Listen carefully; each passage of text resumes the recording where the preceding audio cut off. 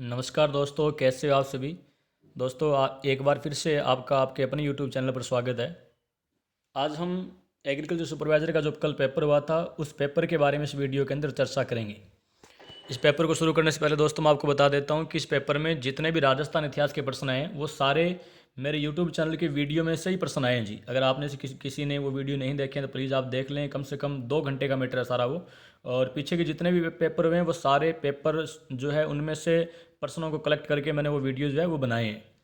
और अगर आप में से किसी ने मेरे यूट्यूब चैनल को अभी तक सब्सक्राइब नहीं किया तो प्लीज़ आप इसे सब्सक्राइब भी कर लें। शुरू करते हैं। एग्रीकल्चर सुपरवाइज़र का पेपर जो था उसका पहला प्रश्न जीके का पहला प्रश्न है, पद्मश्री कृपाल सिंह शेखावत का संबंध है। तो दोस्तों पद्मश्री कृपाल सिंह शेखावत का संबंध जो है राजस्थान के अंदर ब्लू पोट्री क्लास से है। आगे बढ़ते हैं, अगला प्रश्न है। हाँ जी, राजकुमार अजीत सिंह को जोधपुर का राज्य पुनः दिलाने में किसका योगदान सर्वाधिक रहा था। आज मैंने जो यूट्यूब चैनल पर अपना वीडियो सुबह डाला था उसमें यह प्रश्न था। हाँ जी, दोबारा बात करता हूँ प्रश्न की मैं। राजकुमार अजीत सिंह को जोधपुर का राज्य पुनः दिलाने में किसका योगदान सर्वाधिक रहा था। तो दोस्तों सर्वाधिक योगदान जो था वीर दुर्गादास राठौड़ का था। महाराजा जसवंत सिंह प्रथम को दुर्गादास राठौड़ ने वचन दिया था कि उनकी मृत्यु के बाद उनके पुत्र को वो मारवाड़ की राजगद्दी पर बिठाएंगे, और इन्होंने बिठाया भी था। दोस्तों अगर वीर दुर्गादास राठौड़ न होते तो अजीत सिंह कभी राजा नहीं बनता, और अगर अजीत सिंह कभी राजा नहीं बनता तो मारवाड़ का राठौड़ वंश जो था कभी आगे नहीं बढ़ पाता। इस वजह से वीर दुर्गादास राठौड़ को मारवाड़ का उद्धारक कहा जाता है, मारवाड़ का अणबिंदिया मोती कहा जाता है। और वीर दुर्गादास राठौड़ को राजस्थान के इतिहास के पिता कर्नल जेम्स टोड ने राठौड़ों का यूलिसेस भी कहा है। वीर दुर्गादास राठौड़ की छतरी जो है वो शिप्रा नदी के किनारे उज्जैन मध्य प्रदेश में शिप्रा नदी के किनारे बनी हुई है। आगे बढ़ते हैं, अगला प्रश्न है। हाँ जी, राजस्थान की अधिकांश वर्षा किन मानसूनी पवनों से होती है। दोस्तों राजस्थान के अंदर अधिकांश वर्षा जो है वो दक्षिणी पश्चिमी मानसूनी हवाएं जो है उनसे होती है। और ये दक्षिणी पश्चिमी मानसूनी हवाएं जो है ये आगे चल करके हिंद महासागर के आसपास आने के बाद में 2 भागों के अंदर बंट जाती है, और वो अरब सागर का मानसून और बंगाल की खाड़ी का मानसून के नाम से जानी जाती है। तो इस प्रश्न का आंसर रहेगा कि राजस्थान की अधिकांश वर्षा जो है वो दक्षिणी पश्चिमी मानसूनी हवाओं से होती है। आगे बढ़ते हैं, अगला प्रश्न है। हाँ जी, निम्न में से कौन सा नृत्य जसनाती संप्रदाय के अनुयायियों के द्वारा किया जाता है। तो दोस्तों जसनाती संप्रदाय जिसके प्रवर्तक जसनाथ जी है, और जसनाती संप्रदाय की प्रमुख पीठ जो है कतरियासर बीकानेर में है। इस जसनाती संप्रदाय जिसके 36 नियम है, इनका प्रमुख नृत्य जो है वो नृत्य है अग्नि नृत्य। और जब ये जसनाती संप्रदाय के अनुयायी अग्नि नृत्य करते हैं तो बोलते हैं फतेह है फतेह है। आगे बढ़ते हैं, अगला प्रश्न है। हाँ जी, राजस्थान के निम्न में से किस शहर में होली के दौरान रम्मत का आयोजन किया जाता है। दोस्तों राजस्थान के बीकानेर शहर के अंदर होली के त्यौहार के दौरान रम्मत का आयोजन जो है वो किया जाता है। अगला प्रश्न है। दोस्तों बहुत इंपॉर्टेंट प्रश्न है, बार बार यहाँ से प्रश्न आते रहे। मैं कुछ बातें आपको यहाँ पर इंपॉर्टेंट बताऊंगा जो बार बार प्रश्न में रिपीट होती है, आप ढंग से सुने। राजस्थान में कृषक आंदोलन का प्रारंभ सर्वप्रथम कहाँ हुआ था। दोस्तों राजस्थान में कृषक आंदोलन का सर्वप्रथम प्रारंभ जो था बिजोलिया के अंदर हुआ था। दोस्तों बिजोलिया के अंदर राजस्थान के अंदर सबसे पहले किसान आंदोलन शुरू हुआ था बिजोलिया किसान आंदोलन जो था 1897 को शुरू हुआ था, जो कि 1941 तक चला था, यानी कि कुल 44 सालों तक चला था। बिजोलिया किसान आंदोलन जो था देश का, ध्यान दें, बिजोलिया किसान आंदोलन देश का प्रथम किसान आंदोलन था। बिजोलिया किसान आंदोलन देश का प्रथम व्यापक संगठित पूर्णतया अहिंसक सबसे लंबे समय तक चलने वाला और पूर्णतया सफल किसान आंदोलन था। दोस्तों राजस्थान के बिजोलिया किसान आंदोलन को राष्ट्रीय स्तर का किसान आंदोलन भी कहा जाता है।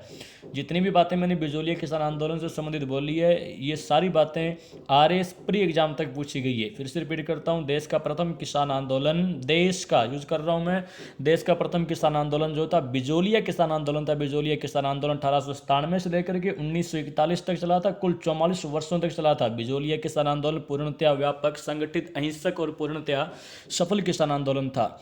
देखिए दोस्तों मैंने कहा कि बिजोलिया किसान आंदोलन देश का प्रथम किसान आंदोलन था, इसी वजह से बिजोलिया किसान आंदोलन को भारत के अंदर किसान आंदोलनों का जनक भी कहा जाता है। अगर आंदोलनों की बात करें, किसान आंदोलनों की बात करें तो बिजोलिया किसान आंदोलन को देश में किसान आंदोलनों का जनक कहा जाता है। और क्रांतिकारियों की अगर अपन बात करें तो क्रांतिकारियों के अंदर विजय सिंह पथिक को किसान आंदोलनों का जनक कहा जाता है। अगला प्रश्न है। राजस्थान की भाषा के लिए राजस्थानी, ध्यान दें प्रश्न क्या है, राजस्थान की भाषा के लिए राजस्थानी शब्द का प्रयोग सर्वप्रथम किसने किया था। दोस्तों राजस्थानी भाषा के लिए राजस्थानी शब्द का सबसे पहले प्रयोग करने वाला जो था वो था जॉर्ज अब्राहम ग्रिसन। जानकारी के लिए मैं आपको बता देता हूं दोस्तों, school lecturer exam first paper के अंदर 2016 के अंदर पूछा गया था, सेम ऐसा ही प्रश्न था। प्रश्न क्या था सुनिए, प्रश्न ये था कि राजस्थान को राजस्थान नाम सबसे पहले किसने दिया था। तो राजस्थान को राजस्थान नाम जो था राजस्थान के इतिहास के पिता कर्नल जेम्स टोड ने अपनी पुस्तक the annals and antiquities of Rajasthan के अंदर दिया था। तो एक जैसे से प्रश्न है, अगर राजस्थानी शब्द की बात करें, राजस्थान की भाषा के लिए राजस्थान शब्द की बात करें तो उत्तर रहेगा जॉर्ज अब्राहम ग्रिसन। और अगर राजस्थान शब्द की बात करें तो राजस्थान को सबसे पहले राजस्थान कर्नल जेम्स टोड, घोड़े वाले बाबा, ऊंट को रेगिस्तान का जहाज जिन्होंने कहा था, यानी कर्नल जेम्स टोड ने कहा था। आगे बढ़ता हूं, अगला प्रश्न है, राजस्थान राज्य डेयरी विकास निगम की स्थापना किस वर्ष में की गई थी। दोस्तों राजस्थान राज्य डेयरी विकास निगम की स्थापना जो थी 1975 के अंदर की गई थी। आगे बढ़ते हैं, अगला प्रश्न है, संत गुण सागर व नाममाला, फिर से रिपीट करता हूँ, संत गुण सागर व नाममाला किस संत द्वारा रचित ग्रंथ है। ये संत गुण सागर और नाममाला ग्रंथ जो है धन्ना के द्वारा लिखित है। आगे बढ़ते हैं, अगला प्रश्न है, सुमेलित कीजिए। दोस्तों एक तरफ नदी का नाम दिया गया, एक तरफ उद्गम स्थल दिए गए हैं, तो मैंने सभी सुमेलित करके लिखे हैं। लूनी नदी जो है ये अजमेर की नाग पहाड़ियों से निकलती है। बेट्स नदी जो है गोगुंदा की पहाड़ियाँ उदयपुर से निकलती है। सोम नदी जो है ये बीछा मेड़ी की पहाड़ियाँ फुलवारी के नाल अभ्यारण्य से निकलती है। और माही नदी जो है ये विंध्याचल पहाड़ियों से, एमपी से विंध्याचल पहाड़ियों से निकलती है। दोस्तों यहाँ एक प्रश्न इंपॉर्टेंट है कि राजस्थान की एक ऐसी नदी जिसका उद्गम दक्षिण से होता है, उत्तर में बहती है और दक्षिण में ही अपना जल गिराती है, उस नदी का नाम क्या है। उस नदी का नाम माही नदी है।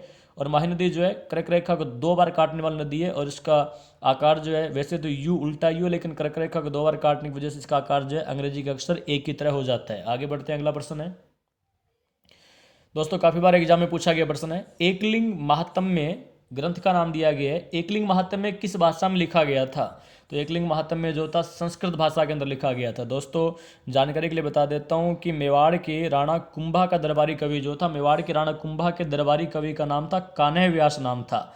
ये कान्ह व्यास जो था, कान्ह व्यास ने संस्कृत भाषा के अंदर एकलिंग महात्म्य नामक ग्रंथ लिखा था। और एकलिंग महात्म्य का प्रथम भाग जो था, प्रथम भाग को कहा जाता है राजवर्णन कहा जाता है।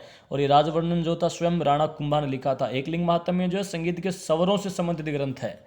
आगे बढ़ते हैं, अगला प्रश्न है, हाँ जी, बीजा व माला राजस्थान की किस जनजाति की शाखाएं हैं। दोस्तों बीजा और माला जो है ये सांसी जनजाति की शाखाएं हैं। अगला प्रश्न है,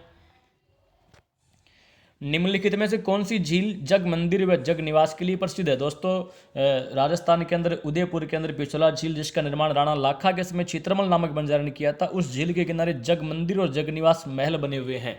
जानकारी के लिए बता देता हूं कि करण सिंह ने पिछोला झील के किनारे, मेवाड़ के राजा करण सिंह ने पिछोला झील के किनारे जग मंदिर का निर्माण शुरू किया था। और इन जग मंदिरों का निर्माण पूरा करने वाला व्यक्ति जो था उसका नाम था जगत सिंह प्रथम नाम था, अतः उन मंदिरों का नाम जग मंदिर रखा गया। आगे चल करके एक राजा हुआ 1734 से लेकर के 1768 तक का शासनकाल था, जिसका, और उस राजा का नाम था जगत सिंह द्वितीय। उस जगत सिंह द्वितीय ने उदयपुर में पिछोला झील के किनारे जग निवास महल बनवाए थे। अगला प्रश्न है, पुरुषों द्वारा पहने जाने वाला आभूषण निम्न में से कौन सा है। बिल्कुल आसान प्रश्न है दोस्तों, पुरुषों द्वारा मुर्कियां पहनी जाती है। अगला प्रश्न है, चूंप सही है, चूंप नामक आभूषण का संबंध है। तो चूंप नामक आभूषण जो है ये दांत के अंदर पहना जाता है। एक ऐसा ही और है चौंप जो नाक का आभूषण है। आगे बढ़ते हैं दोस्तों, अगला प्रश्न 16 नंबर प्रश्न, गमेती निम्नलिखित में से किस जनजाति के लोगों के नेता होता है। गमेती जो भील जनजाति का नेता, जो उस नेता को गमेती कहा जाता है। आगे बढ़ते हैं, अगला प्रश्न है, कटारगढ़ राजस्थान के किस किले का निवास क्षेत्र था। दोस्तों कटारगढ़ जो था राजस्थान के कुंभलगढ़ दुर्ग का निवास क्षेत्र था। राजस्थान के अंदर एक ही दुर्ग है जिसके अंदर दुर्ग बना हुआ है। दुर्ग के अंदर जो दुर्ग होता है उसे अंतःगढ़ कहा जाता है, अंतः दुर्ग कहा जाता है।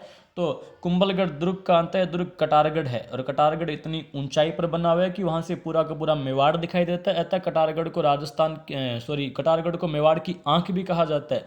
इसी कुंभलगढ़ के अंतः दुर्ग कटारगढ़ के बादल महल के अंदर कभी 9 मई 1540 ईस्वी को 9 मई 1540 ईस्वी, या यूं कहें ज्येष्ठ शुक्ल विक्रमी संवत 1597 ईस्वी को महाराणा प्रताप मेवाड़ केसरी हल्दी घाटी के शेर का जन्म भी हुआ था। कुंभलगढ़ हाथी के नाल दर्रे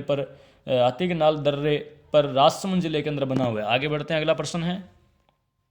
हाँ जी, केंद्रीय मरु क्षेत्र अनुसंधान संस्थान रेगिस्तान में स्थित है। दोस्तों केंद्रीय मरु क्षेत्र अनुसंधान संस्थान जो ये जोधपुर के अंदर स्थित है। अगला प्रश्न है, राजस्थान कबीर यात्रा का संबंध निम्नलिखित में से किस क्षेत्र से है? तो दोस्तों राजस्थान कबीर यात्रा का संबंध जो है वो गायन क्षेत्र से है। अगला प्रश्न है जी, निम्न में से असंगत युग्म को छांटिए। दोस्तों ग्रीष्म महोत्सव माउंट आबू के अंदर होता है, सही है। चंद्रभागा मेला झालावाड़ के अंदर लगता है, बिल्कुल सही है। हाथी महोत्सव जयपुर के अंदर होता है, बिल्कुल सही है। ऊंट महोत्सव की अगर अपन बात करें दोस्तों, तो ऊंट महोत्सव जो ये बीकानेर के अंदर, ऊंट महोत्सव बीकानेर के अंदर होता है। ऑप्शन यहाँ ऊपर ने दिया है जैसलमेर, इसका मतलब इस प्रश्न का उत्तर जो होगा यही रहेगा डी, ऊंट महोत्सव जैसलमेर। आगे बढ़ते हैं, अगला प्रश्न है, राजस्थान में निम्न में से किस स्थान पर उड़न गिलहरी पाई जाती है? दोस्तों राजस्थान के अंदर प्रतापगढ़ के सीता माता वन्य जीव अभयारण्य के अंदर उड़न गिलहरी पाई जाती है। बार बार एग्जाम में पूछा गया प्रश्न है। आगे बढ़ते हैं, हाँ जी, राजस्थान में लांगुरिया गीतों का संबंध है। दोस्तों पीछे की वीडियो में बहुत बार प्रश्न ये अपन इस प्रश्न पर चर्चा कर चुके हैं। राजस्थान में लांगुरिया गीतों का संबंध कैला देवी से है। दोस्तों यहाँ पर कुछ इंपॉर्टेंट प्रश्न और बताता हूँ। कैला देवी करौली के यादव वंश की कुल देवी है, और कैला देवी का मेला जो है करौली के अंदर चैत्र शुक्ल पक्ष की अष्टमी को लगता है। और कैला देवी के मेले को लक्खी मेला, एग्जाम में पूछा गया है किस मेले को लक्खी मेले के नाम से जाना जाता है, तो कैला देवी के मेले को लक्खी मेले के नाम से जाना जाता है। और कैला देवी के भक्तों के द्वारा लांगुरिया लोक गीत गाया जाता है, लांगुरिया नृत्य किया जाता है। लांगुरिया लोक गीत जो है भक्ति गीत है। एग्जाम में ये भी पूछा गया लांगुरिया लोक गीत है तो भक्ति गीत है।